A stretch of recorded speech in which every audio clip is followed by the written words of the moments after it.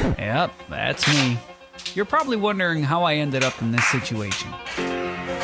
But before I tell you what exactly happened, allow me to introduce myself. My name is Baraka. I'm a senior here at Virginia Tech studying computer engineering.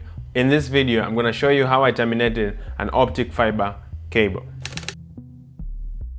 A little roadmap of how this video will go is I'm going to give you an overview of what optic fibers are, then show you the whole process of terminating an optic fiber, talk about the insertion loss, then lastly, I'll talk about the lesson learned throughout this process.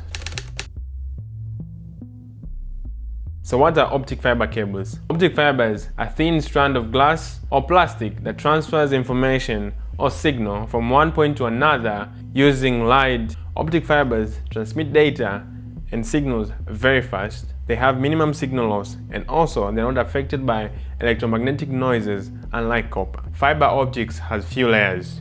You've got the jacket outside, then the buffer coating, then the cladding, and the core in the middle. Talking about some of the tools that I used. First, I used the fiber optic stripper, fiber cleaver, visual fault finder, alcohol wipes, optic power metal, lastly the SC APC connectors.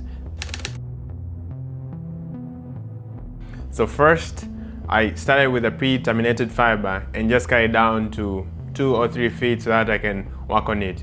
I made sure both ends were not terminated. So the first thing I did was to strip it. I removed the yellow jacket, then I needed to strip the buffer.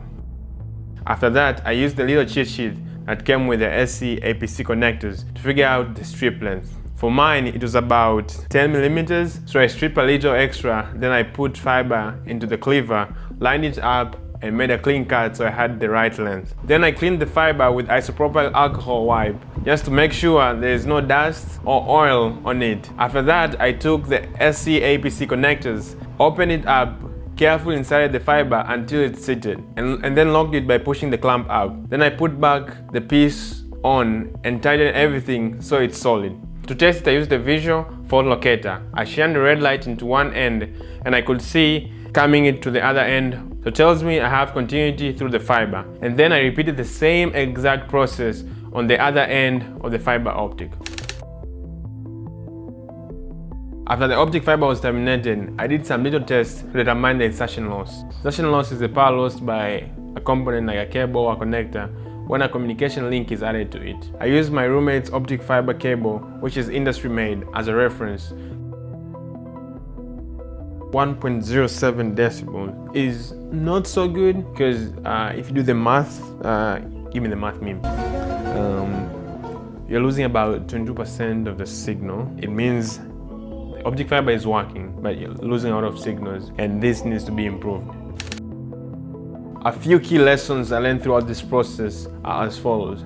First, patience is very important. If someone would tell me one day that I would not be able to strip a wire, I would be surprised. Coming from an engineering background, stripping cables is a very common thing, like we do it every single day. But stripping optic fiber cables is different. They're very delicate, one mistake, one goal. Secondly, attention to detail is very important. I cannot tell you how many times I terminated the optic fibers for me not to see continuity. So many times. And whenever this happened, looking back, I just realized I missed something.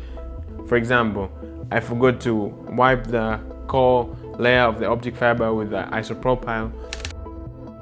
Lastly but not least in importance, I am so grateful and appreciative for the opportunity that this class has given me to get my hands dirty, try new things, challenge myself like this project. Also to you who you are watching this video until this point, super appreciative to you as well. Don't forget to connect, always happy to connect. Stay blessed and have a nice day. Cheers. Bye.